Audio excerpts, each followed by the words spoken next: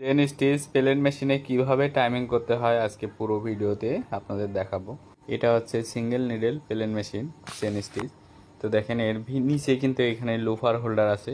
তারপরে পুরো মেশিনটায় দেখানোর চেষ্টা করছি, ভিডিওটা দেখে খুব সহজে আপনারাও টাইমিং করতে পারবেন। তো টাইমিং করতে গেলে প্রথমে আমাদের নিডেল ও লোফারের দূরত্বটা আগে ঠিক করে নিতে হবে। দেখেন এখানে নিডেল ও লোফারের দূরত্ব দেবেন 2 মিলি। তো এখানে 2 মিলি অ্যাকুরেট করার পরে নিচে দেখেন এখানে লোফার হোল্ডার আছে, যে এটা লোফার হোল্ডারটা হালকা টাইট দিয়ে রাখতে হবে, যেন কোনোভাবে নড়াচড়া না করে সেভাবে রাখতে হবে। তো এরপরে নিডেল বার লুজ দিতে হবে। দেখেন এই যে নিডেল বারের স্ক্রু, তো নিডেল বার পজিশন করতে হবে।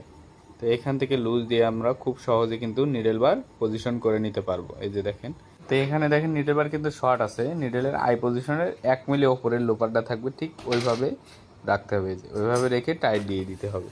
তো এরপরে দেখেন আমাদের টাইমিং ঠিক করতে হবে, যে দেখেন কত ধাক্কা খাচ্ছে নিডেলটা লোপারের সাথে। তো এটা ঠিক করতে গেলে নিচে দেখেন আবার নিচে যাওয়া লাগবে, নিচে যে লোপারটা হালকা পিছাই দেওয়া লাগবে। এই যে এখানে যে হালকা লোপারটা পিছাই দিতে হবে। এই যে দেখেন এখানে ঘা দিয়ে দিয়ে হালকা পিছাই দেবেন, দিলে কিন্তু এটা অ্যাকুরেট করে নিতে হবে এইভাবে করে।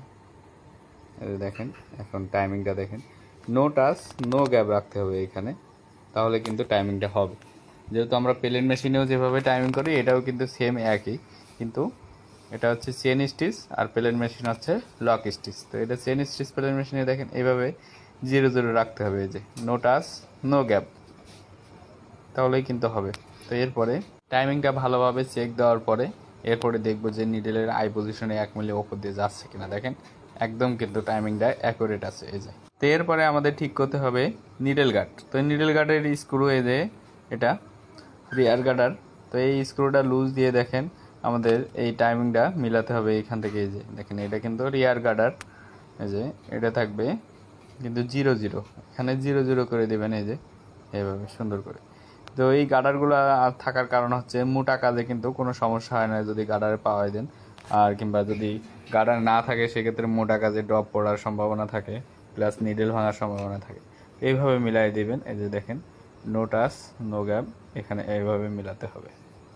তো মিলানোর পরে এই যে দেখেন এখন মিলানো শেষ। তো এরপরে আমাদের এখানে নিচে টাইট দিয়ে দিতে হবে। তো এখন আমরা এই ফ্রন্টের নিডেল গার্ডও এইভাবে একইভাবে সেমভাবে মেলাবো, নো টাচ নো গ্যাপ দিয়ে টাইট দিয়ে দেবো, অটোমেটিক কিন্তু আমাদের টাইমিংটা হয়ে যাবে। এভাবে খুব সহজে কিন্তু আপনারা এই টাইমিংটা করে নিতে পারেন। ভিডিও ভালো লাগলে অবশ্যই একটা শেয়ার করুন।